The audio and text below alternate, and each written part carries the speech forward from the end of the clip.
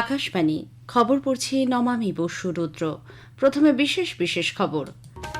প্রধানমন্ত্রী নরেন্দ্র মোদী আজ ও আগামীকাল ওড়িশার ভুবনেশ্বরে পুলিশের মহানির্দেশক ও ইন্সপেক্টর জেনারেলদের সর্বভারতীয় সম্মেলনে যোগ দেবেন। তথ্য সম্প্রচার মন্ত্রী অশ্বিনী বৈষ্ণব আজ একদিনের গুজরাট সফরে যাচ্ছেন। সংখ্যালঘুদের সুরক্ষার জন্য সব রকম ব্যবস্থা নিতে ভারত বাংলাদেশকে আহ্বান জানিয়েছে। হেজবোল্লার সঙ্গে অস্ত্রবিরতির মধ্যেই দক্ষিণ লেবাননের 60টি গ্রামে নাগরিকদের ফিরতে নিষেধ করেছে ইসরায়েলি সেনা। বিশ্ব যে সমস্ত চ্যালেঞ্জের সম্মুখীন তা মোকাবিলায় ভারত এখন সামনের সারি থেকে নেতৃত্ব দিচ্ছে বলে রাজ্যসভার ডেপুটি চেয়ারম্যান হরিবংশ মন্তব্য করেছেন। তিনি গতকাল নতুন দিল্লিতে আকাশবাণী আয়োজিত ড রাজেন্দ্র প্রসাদ স্মারক বক্তৃতায় অংশগ্রহণ করেন। দক্ষিণ পশ্চিম বঙ্গোপসাগরের ওপর সৃষ্ট ঘূর্ণিঝড় ফেঞ্জাল আজ বিকেল নাগাদ পুদুচেরির কাছে কারাইকাল ও মহাবলীপুরমের মধ্যে দিয়ে স্থলভাগে আছড়ে পড়তে চলেছে। 2025-এর চ্যাম্পিয়ন্স ট্রফি নিয়ে আলোচনার জন্য আন্তর্জাতিক ক্রিকেট পরিষদের সদস্যরা গতকাল এক বৈঠকে যোগ দেন। আসছে বিস্তারিত খবরে। প্রধানমন্ত্রী নরেন্দ্র মোদী আজ ও আগামীকাল ওড়িশার ভুবনেশ্বরে পুলিশের মহানির্দেশক ও ইন্সপেক্টর জেনারেলদের সর্বভারতীয় সম্মেলনে যোগ দেবেন। কেন্দ্রীয় স্বরাষ্ট্রমন্ত্রী অমিত শাহ গতকাল 3 দিনের এই সম্মেলনের উদ্বোধন করেন। জাতীয় নিরাপত্তা সংক্রান্ত বিভিন্ন বিষয়ে আলাপ আলোচনা এবং পদস্থ পুলিশ আধিকারিক ও নিরাপত্তা প্রশাসকদের মধ্যে মতামত বিনিময়ের এক মঞ্চ হিসেবে এই সম্মেলনের আয়োজন করা হয়েছে। জাতীয় নিরাপত্তা, সন্ত্রাসবাদ মোকাবিলা, বাম উগ্রপন্থা, উপকূলীয় নিরাপত্তা, নতুন ফৌজদারি আইন ও মাদক পাচার সহ বিভিন্ন বিষয় সম্মেলনের আলোচ্য সূচিতে অন্তর্ভুক্ত রয়েছে। উল্লেখযোগ্য কাজের স্বীকৃতিতে রাষ্ট্রপতি পুলিশ পদকও দেয়া হবে। প্রধানমন্ত্রীর দপ্তর থেকে এক বিবৃতিতে জানানো হয়েছে, নরেন্দ্র মোদী বরাবরই এই সম্মেলনের ব্যাপারে গভীর আগ্রহ প্রকাশ করেছেন।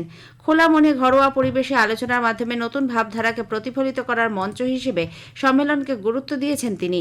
জাতীয় নিরাপত্তা উপদেষ্টা অজিত দোভাল এবং প্রধানমন্ত্রীর প্রিন্সিপাল সেক্রেটারি পি.কে. মিশ্র সম্মেলনে যোগ দেবেন। আগেই জানানো হয়েছে, সম্মেলনে যোগ দিতে প্রধানমন্ত্রী 3 দিনে ওড়িশা সফরে গত সন্ধ্যায় ভুবনেশ্বর পৌঁছন। বিজু পট্টনায়ক বিমানবন্দরের কাছে এক জনসভায় ভাষণ দিতে গিয়ে তিনি বলেন, কেন্দ্রের বিজেপি সরকার ওড়িশা সরকারকে বিশেষ গুরুত্ব দিচ্ছে। সম্প্রতি কয়েকটি রাজ্যে বিধানসভা নির্বাচনে বিজেপির জয় প্রমাণ করে কেন্দ্রের নীতি ও প্রকল্পগুলি সাধারণ মানুষ বিশ্বাস এবং গ্রহণ করেছেন।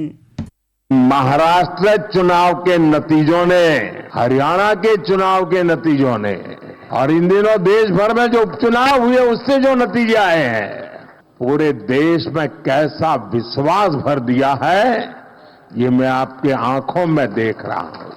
विपक्षी दल बीजेपी सरकार के खिलाफ सुबह शाम अपप्रचार करते रहते हैं, लेकिन जनता बीजेपी सरकार के कामों को देखकर उन्हें आशीर्वाद देने खुद मैदान में दौड़ पड़ती है। তথ্য সম্প্রচার মন্ত্রী অশ্বিনী বৈষ্ণব আজ একদিনে গুজরাট সফরে যাচ্ছেন। তিনি সেখানে সুরাটের কিমে বুলেট ট্রেন ট্র্যাক ও স্ল্যাব উৎপাদন কেন্দ্র পরিদর্শন করবেন। বদোদরায় প্লাসার ইন্ডিয়ার কারখানাতেও তাঁর যাওয়ার কথা। পরে মন্ত্রী বদোদরার গতিশক্তি বিশ্ববিদ্যালয়ের দ্বিতীয় সমাবর্তনে ভাষণ দেবেন। গুজরাটের মুখ্যমন্ত্রী ভূপেন্দ্র প্যাটেল ওই অনুষ্ঠানে উপস্থিত থাকবেন। আমাদের আকাশবাণী সংবাদদাতা জানাচ্ছেন, সমাবর্তন অনুষ্ঠানে বিভিন্ন শাখার 239 জন ছাত্রছাত্রীকে ডিগ্রি প্রদান করা হবে। দেশের বর্তমান রাজনৈতিক পরিস্থিতি নিয়ে আলোচনা করতে নতুন দিল্লিতে গতকাল কংগ্রেস কর্মসমিতির বৈঠক বসে। বৈঠকের পর কংগ্রেসের সাধারণ সম্পাদক কে.সি. বেণুগোপাল সাংবাদিকদের বলেন, সদ্য সমাপ্ত বিধানসভা নির্বাচন নিয়ে বিস্তারিত আলোচনা হয়েছে। দল ডিসেম্বরে বেল্লাগাভিতে মহাত্মা গান্ধীর পৌরোহিত্যে ভারতীয় জাতীয় কংগ্রেসের 100তম বার্ষিকী উদযাপনের সিদ্ধান্ত নিয়েছে বলেও তিনি জানান। অর্থমন্ত্রী নির্মলা সীতারামন বলেছেন, সরকার কৃষক ক্রেডিট কার্ড প্রকল্পকে আরও বিস্তৃত করার সিদ্ধান্ত নিয়েছে। মৎস্য চাষ, পশুপালন সহ অন্যান্য ক্ষেত্রেও এই কার্ড ব্যবহার করা যাবে।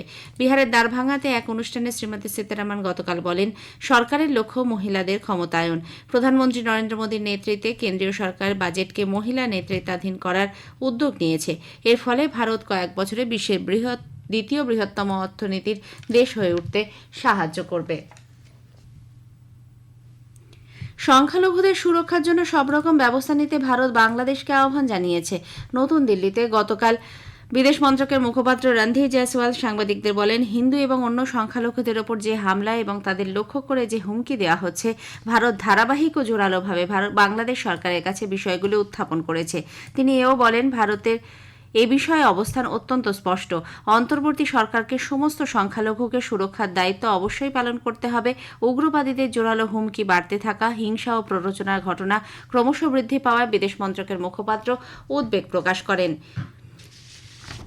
ফিজির উপপ্রধানমন্ত্রী মানুয়া কামিকা গতকাল ভারতের বিদেশমন্ত্রী ড এস জয়শঙ্করের সঙ্গে নতুন দিল্লিতে সাক্ষাৎ করতে চলেছেন। উভয় নেতার মধ্যে অর্গানিক চাষ, প্রযুক্তি এবং ডিজিটাল সামগ্রীর সম্ভাবনা নিয়ে আলোচনা হয়েছে। ভারত ও ফিজির মধ্যে দ্বিপাক্ষিক সম্পর্ক আরও দৃঢ় করার কামিকার উদ্যোগকে স্বাগত জানান ড জয়শঙ্কর। এই খবর আপনারা শুনছেন আকাশবাণী থেকে। শিয়া সশস্ত্র গোষ্ঠী হেজবোল্লার সঙ্গে 1 বছরেরও বেশি সময় ধরে যুদ্ধের পর 3 দিনের অস্ত্রবিরতির মধ্যেই দক্ষিণ লেবাননের 60টি গ্রামে নাগরিকদের ফিরতে নিষেধ করেছে ইসরায়েলি সেনা। সে দেশের প্রতিরক্ষা বাহিনী আইডিএফ এ ব্যাপারে একটি মানচিত্র প্রকাশ করেছে, যেখানে নিষিদ্ধ গ্রামগুলি চিহ্নিত করা আছে।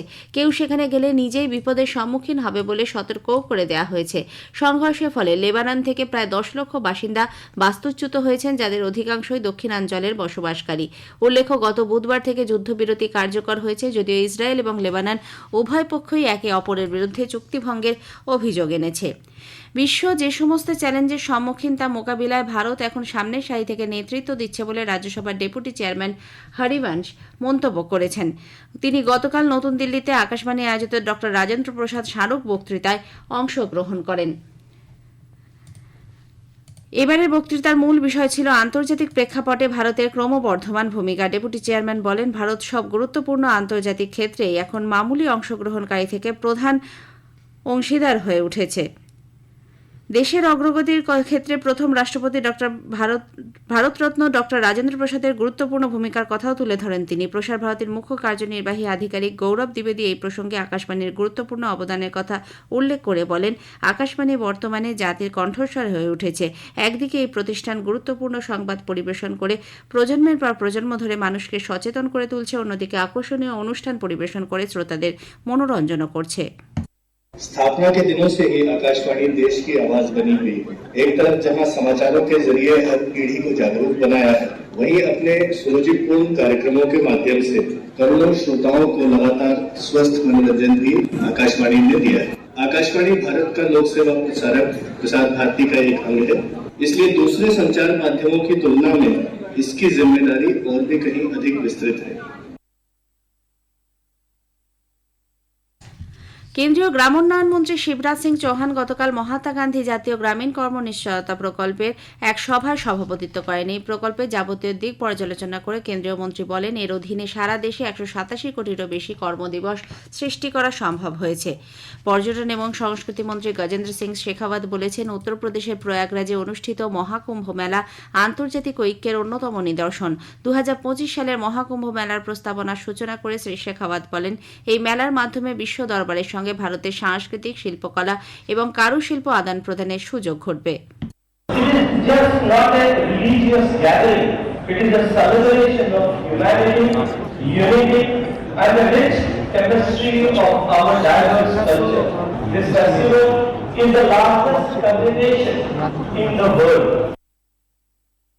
দক্ষিণ পশ্চিম বঙ্গোপসাগরের ওপর সৃষ্ট ঘূর্ণিঝড় ফেঞ্জাল আজ বিকেল নাগাদ পুদুচেরির কাছে কারাইকাল ও মহাবলীপুরমের মধ্যে দিয়ে স্থলভাগে আছড়ে পড়তে চলেছে।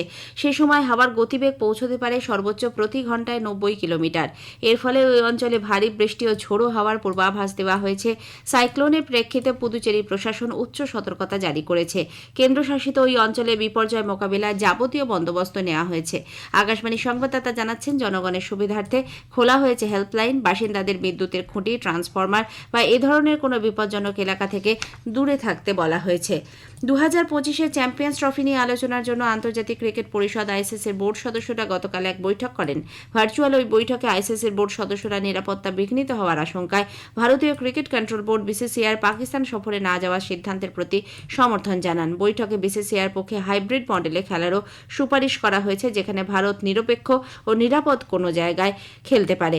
পাকিস্তান ক্রিকেট কন্ট্রোল বোর্ড অবশ্য হাইব্রিড মডেলের বিরোধিতায় অনড় রয়েছে। ভারতের সিনিয়র পুরুষ ক্রিকেট দল আজ ক্যানবেরা মানুকা ওভালে অস্ট্রেলিয়া প্রধানমন্ত্রী একাদশের সঙ্গে দুদিনের পিঙ্ক বল ওয়ার্ম আপ টেস্ট ম্যাচে অংশ নেবে। ভারতীয় সময় আজ সকাল 9:10 এই ম্যাচ শুরু হবে। বিশ্ব দাবা চ্যাম্পিয়নশিপের ফাইনালে চতুর্থ রাউন্ডে ভারতের ডি গুকেশ গতবারের চ্যাম্পিয়ন চিং ডিং লেরেনের সঙ্গে ড্র করেছেন। 42 দানের পর চতুর্থ রাউন্ডের খেলা অমীমাংসিতভাবে শেষ হয়। চতুর্থ রাউন্ডের পর খেলার ফলাফল 2-2। আজ পঞ্চম রাউন্ডের ম্যাচ হবে। শেষ করার আগে খবরের বিশেষ কিছু অংশ আরও একবার। প্রধানমন্ত্রী নরেন্দ্র মোদী আজ ও আগামীকাল ওড়িশার ভুবনেশ্বরে পুলিশের মহানির্দেশক ও ইন্সপেক্টর জেনারেলদের সর্বভারতীয় সম্মেলনে যোগ দেবেন। সংখ্যালঘুদের সুরক্ষার জন্য সব রকম ব্যবস্থা নিতে ভারত বাংলাদেশকে আহ্বান জানিয়েছে। দক্ষিণ পশ্চিম বঙ্গোপসাগরের ওপর সৃষ্ট ঘূর্ণিঝড় ফেঞ্জাল আজ বিকেল নাগাদ স্থলভাগে আছড়ে পড়তে পারে। খবর শেষ হলো।